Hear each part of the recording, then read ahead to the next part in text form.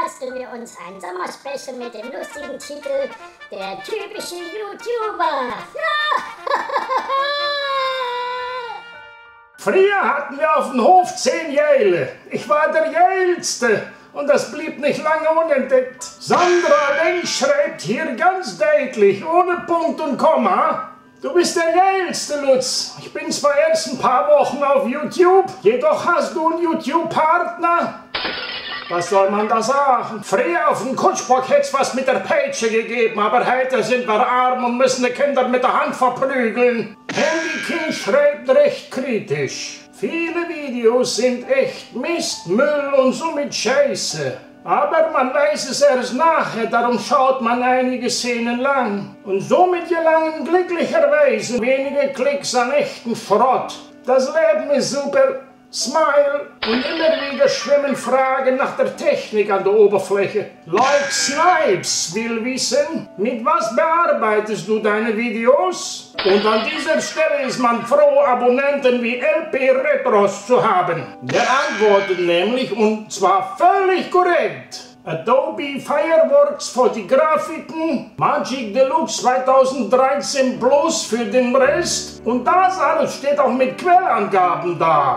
Man gibt sich eine solche Mühe und man gibt die geheimsten geheimen Geheimnisse preis und niemand schaut dann danach.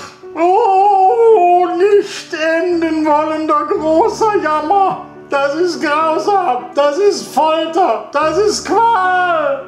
Das ist YouTube.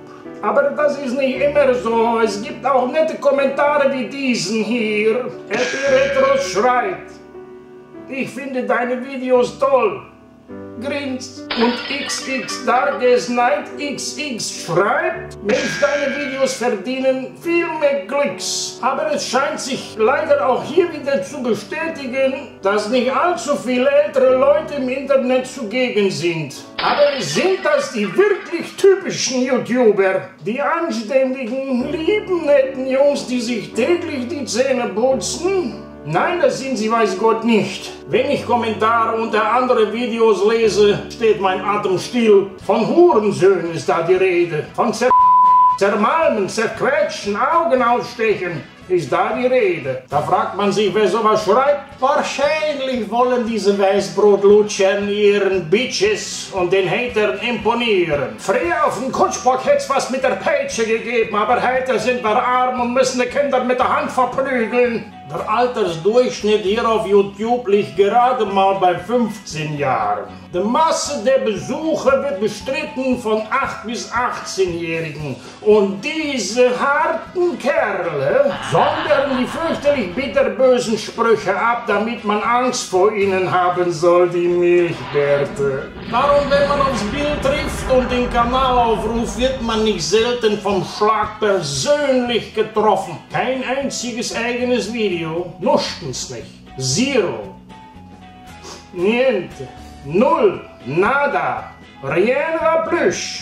Oder das Grauen erwartet einen. Der Avatar ist geklaut, der Name ist auch nicht echt. Und diese fähige Haut reißt das Maul Weltraum als 4 Trakener. Früher auf dem Kutschbock hätte es was mit der Peitsche gegeben, aber heute sind wir arm und müssen die Kinder mit der Hand verprügeln. Mein Trakener wartet.